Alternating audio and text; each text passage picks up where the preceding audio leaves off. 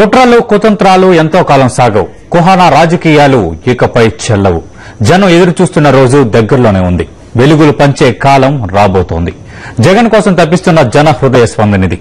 జగన్ కోసం శీర్షికన సాక్షి పత్రిక పలికిన ఆహ్వానానికి పాఠకులు విశేషంగా స్పందిస్తున్నారు. నేతల ద్వంద్వనీతి, కుళ్లు కుతంత్రాలను కడిగి పారేస్తున్నారు. పాలకులకు బుద్ది చెప్పే రోజు ఆసన్నమైందని హెచ్చరిస్తున్నారు.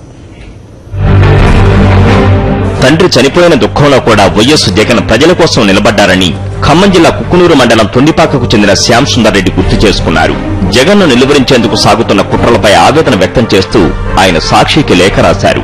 వైఎస్ఆర్ కుమారుడిగా కాకుండా ప్రజల మధ్య ప్రజల కోసం పుట్టిన నాయకుడిగా జగన్మోహన్ రెడ్డిని ప్రజలు తయారు చేసుకున్నారని అభిప్రాయపడ్డారు. చాలా మంది తండ్రులు జగన్ లాంటి కొడుకు తమకు కూడా పుడితే బాగుండు అనుకుంటే జగన్ ను యూత్ రోల్ మోడల్ గా తీసుకుందన్నారు.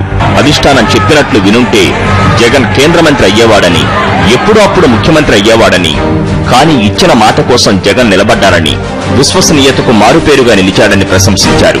అరెస్టుకు ముందు జగన్ చెప్పినదంతా జరిగిందని గుర్తు చేశారు. వైఎస్ కుటుంబంపై వేధింపులు చూస్తుంటే ప్రేమ, దయ, జాలి వేళ్లకుండవా అనిపిస్తుంటుందని ఆవేదన చెందారు. తాను ఫేస్బుక్ లో ప్రతిరోజు 10 మందిని పైగా సర్వే చేస్తుంటానని, కులం, మతం, ప్రాంతం అనే తేడా లేకుండా ప్రతి ఒక్కరూ కాబోయే ముఖ్యమంత్రి జగన్ అని స్పష్టం చేస్తున్నారన్నారు. ప్రజలు బుద్ధి చెప్పే రోజు ఆసన్నమైందని, మోగబోయిన ఆంధ్రప్రదేశ్ కు వెలుగు నింపే రోజు దగ్గరలోనే ఉందని, ఫీజు రియంబర్స్మెంట్ పథకం అంటే ఇది అని విద్యార్థులు కేరింతలు కొట్టే సుందర దృశ్యం రాబోతోందని శ్యామ్ సుందర్ రెడ్డి ఆశాభావం వ్యక్తం చేశారు.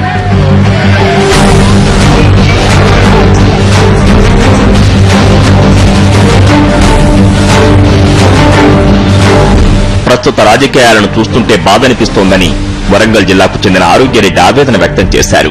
ఎక్కడ చూసినా, ఏ రాజకీయ నాయకుణ్ణి చూసినా తమ అధికారాలను దుర్వినియోగం చేస్తున్నారని, ఇంత నలుపు తమ వెనక పెట్టుకుని వీరు జగన్ విషయంలో అనుసరిస్తున్న తీరు ముమ్మాటికి రాజకీయ కక్ష సాధింపేనన్నారు.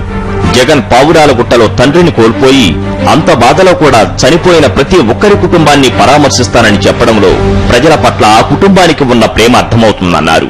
ఆ సమయంలో ఏ రాజకీయం లేదని, ఏ విధమైన మోసం లేదని, ఉన్నదల్లా ప్రజల పట్ల గూడు కట్టుకున్న గుప్పెడు ప్రేమేనని, ఆ ప్రేమ ప్రత్యర్థులకు గిట్టుబాటు కావడం లేదని ఆరోగ్యరెడ్డి విశ్లేషించారు.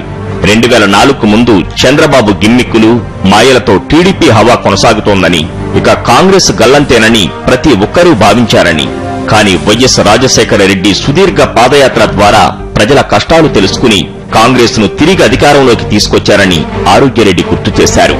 ప్రస్తుత కాంగ్రెస్ పెద్దల పోకడలతో మనసు కలుక్కుమంటోందని, పండ్లిచ్చే చెట్టికే రాతి దెబ్బలని ఆయన ఆవేదన చెందారు. రాజశేఖర రెడ్డి దూరమైనప్పటి నుంచి రాష్ట్రంలో జరుగుతున్న పరిస్థితులకు 5 సంవత్సరాలు ఎప్పుడు గడిచిపోతాయా, ఎలక్షన్స్ ఎప్పుడు వస్తాయా అని జనం 1000 కళ్లతో ఎదురు చూస్తున్నారన్నారు. ఎందుకంటే వైఎస్ సంక్షేమ పథకాలు కొనసాగాలని, అందుకు జగనే కావాలని ఆరోగ్యరెడ్డి అభిప్రాయపడ్డారు. జనరల్ డెస్క్, సాక్షి న్యూస్.